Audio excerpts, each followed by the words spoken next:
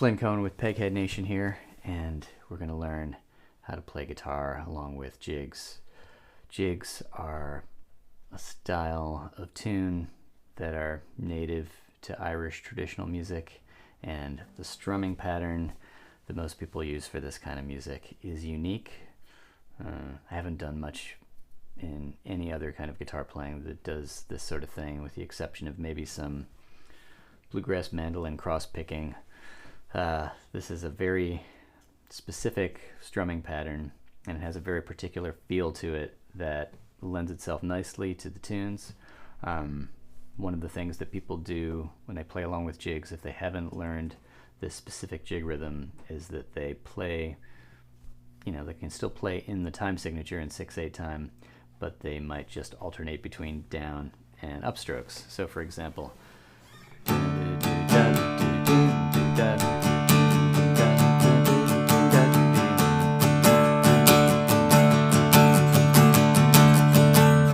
but if you do that, it doesn't really drive the tune in the same way, and in fact it makes it sound more like a waltz than a jig.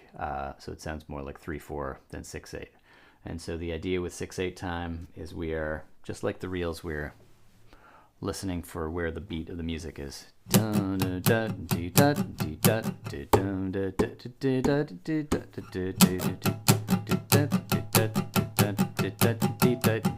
So where you tap your foot is the beat. 1 2 3 2 2 3 1 2 3 2 2 3 1 2 3 2 2 3 1 2 3 2 2 2.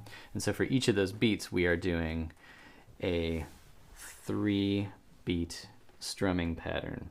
And I like to think of the whole measure as the strumming pattern, and that it repeats over and over. So the whole measure is really those 2 beats, 2 macro beats, with each macro beat having 3 micro beats to it. So 1 2 3 4 5 6, 1 2 3 4 5 6, and each measure of this is going to go through the following strumming pattern: down, up, down, down, up, down.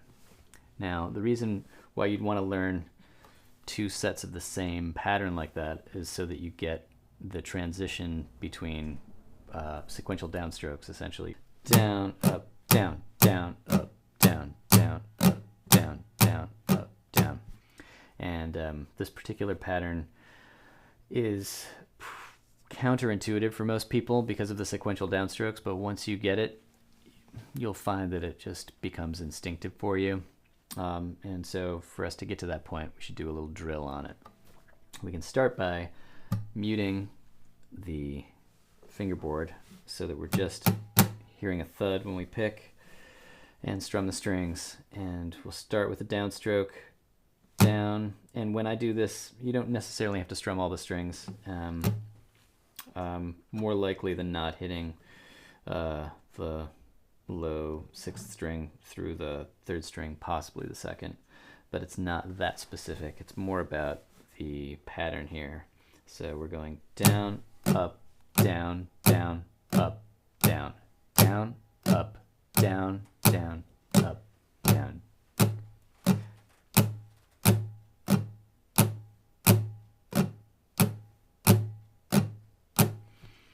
Now we can incorporate a chord. We'll play our 5th position D5 chord.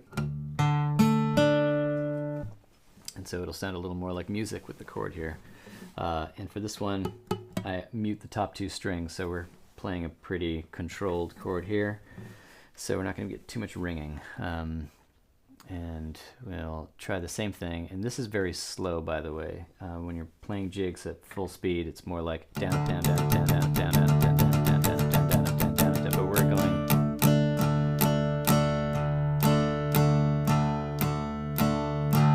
So we're learning it slowly, and we will gradually speed it up.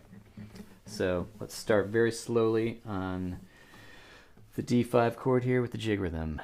Down, up, down, down, up, down, down, up, down, down, up, down, down, up, down, down, up, down, down, down, up, down, down, down.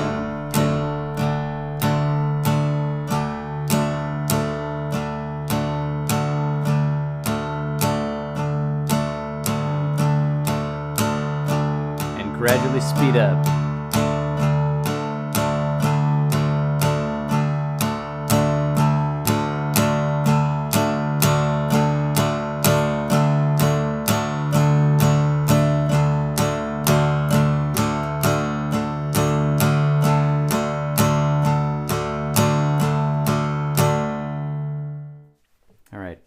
We're going to drill a little more on the jig rhythm on the D5 chord.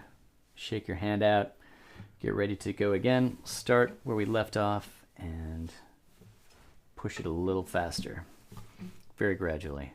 Down, up, down, down, up, down, down, up, down, down, down,